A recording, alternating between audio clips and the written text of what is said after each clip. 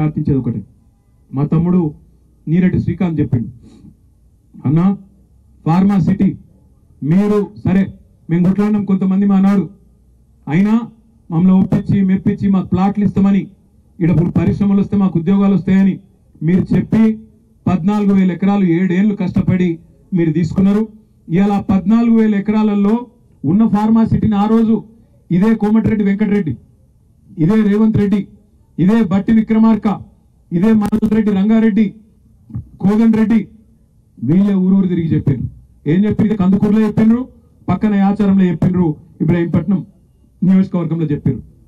Bus యాత్రలు పెట్టి చెప్పారు, మేము రాగానే ఫార్మా సిటీ రద్దు, రైతుల భూములు తిరిగిస్తామన్నారు. ఒక్క రైతు కన్నా తిరిగి భూమి ఇచ్చిండ్రా?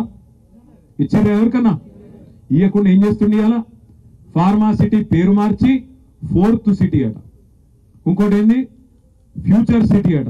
ఉన్న సిటీకే దిక్కులేదురా అంటే భవిష్యత్తు సిటీ అట.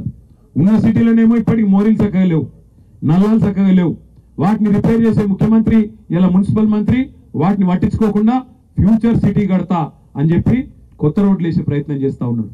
ఇప్పుడే మా తమ్ముడు చెప్పిండు, కొత్త రోడ్డు లేమూరు మీదకెళ్ళి ఇంకా 4-5 ఊళ్ళ మీదకెళ్ళి 300 ఫీట్ల రోడ్డు చేసి ఆగమాగం చేసి మొత్తానికైతే ఏదో కొత్తగా పేరు సంపాదించుకోవాలని ఆలోచన.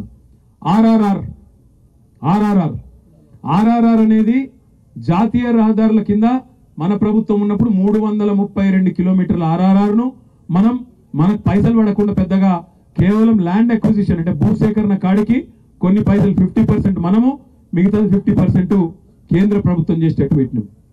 ఈ ముఖ్యమంత్రి ఏమంటాడు, పేదవాళ్ళ పథకాల కాడికి వచ్చే వరకేమో పైసలు లేవంటాడు, కానీ ఆర్ఆర్ఆర్ దక్షిణ భాగంలో మాత్రం కేంద్ర ప్రభుత్వం చేయొద్దట, రాష్ట్ర ప్రభుత్వమే చేస్తుందట 13,000 కోట్లు పెట్టి. ఎందుకో ఎరికేనా?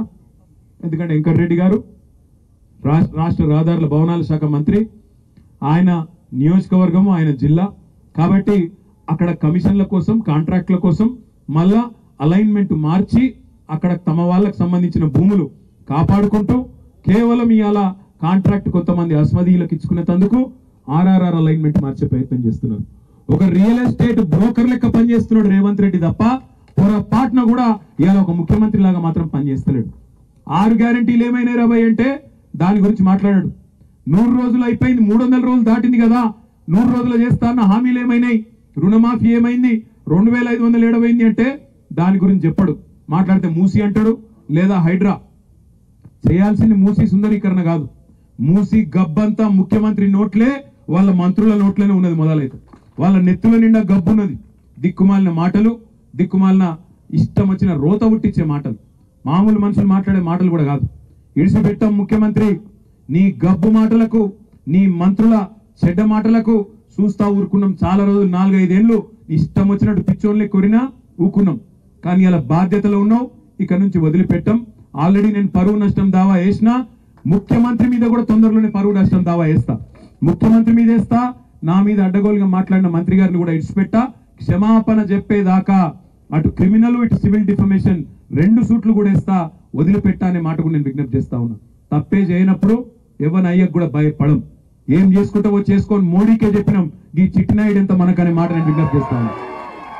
మోడీకే చెప్పినాం, ఏం చేసుకుంటావో చేసుకోపురా భయ్, గీడంతా నాకు అర్థం కాదు, గీతం తోడు ఏదో అడిమారి గుడి దెబ్బలు ఆయన పోయి కూర్చున్నాడల్లా. ఇక ఆవుతలేడు, ఇక ఆడికి నేనెందుకు పొడుగు అయిపోయినా పెద్దోన్న అయిపోయినా కూల కొడతా. మా సవితక్క కట 3 కొడుకులకు 3 బిల్డింగ్లు ఉన్నాయట. యాడునే చెప్పురా భయ్, మేమే దగ్గరుండి కెమెరాలు పెట్టి మేమే కూల కొడతాం. ఫామ్ హౌస్లు మా సవితక్క బిడ్డకు కూడా ఉందట, మరిగా అది కూడా చూపెడితే అది కూడా కూల కొడతాం. ఇంకొక మాట అంటున్నాం, ముఖ్యమంత్రి గారు మాట్లాడితే పేరు తీసుకుంటా కూల కొడతా అంటున్నావు, నీ ఇష్టం, మాకు అభ్యంతరం లేదు. కానీ దయచేసి నేను ఒక విజ్ఞప్తి ముఖ్యమంత్రి గారికి చేసేది, రేవంత్ రెడ్డి నీ కళ్ళు చల్లబడతాయి అనుకుంటే మా దగ్గర ఉన్న బిల్డింగ్లకు వాటికో వీటికో కులగొట్టినాకైనా నువ్వు శాంతిస్తావు అనుకుంటే బరాబర్ కులగొట్టు, కానీ ఆడికి బంద్ చేయి, ఆడికి కులగొట్టుడు బంద్ చేయి, పేదోళ్ళ కడుపుల కొట్టుడు బంద్ చేయి. మా ఇల్లు కులగొడితే నీ కడుపు చల్లబడుతుంది అనుకుంటే మా ఈ కులగొట్టు, ఆడికి ఆపేయి. పేదవాళ్ళకి మాత్రం కులగొట్టుడు దయచేసి ముట్టుకోకు. ఎందుకంటే ఇవాళ బాధ అనిపిస్తున్నది.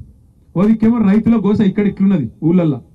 హైదరాబాద్ పోతేనేమో ఆ మూసికాడికి పోతే పాపం 30 ఏళ్ళు 40 ఏళ్ళు 50 ఏళ్ళకేంచి వాళ్ళని ఇవాళ ఆక్రమణదారులు అంటాడు ఒకడు, కబ్జాదారులు అంటాడు ఒకడు.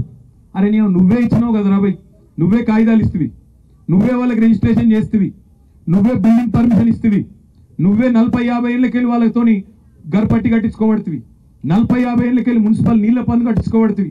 అన్ని పైసలు ఇన్ని రోజులు దొబ్బి తిన్నదేమో గవర్నమెంట్. ఇప్పుడేమో వాళ్ళు పేదవాళ్ళందరినీ పట్టుకొని ఇగో వీళ్ళు గరీబ్ గాళ్ళు, వీళ్ళకి ఏ దిక్కు లేదు, బుల్డోజర్ పంపిస్తా, కులగొడతా, వీళ్ళు కబ్జాకోర్లు, అది ఇదని మాట్లాడుతూ ఉన్నాడు.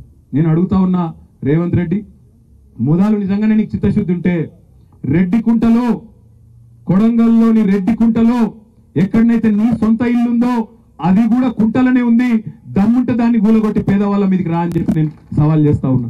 మీ అన్నగారు తిరుపతి రెడ్డి, ఆయన ఇల్లు దుర్గం చెరువు FTL ఉంది, మూలాలు దాన్ని గూలగొట్టు, దమ్ముంటే గివి గూలగొట్టు.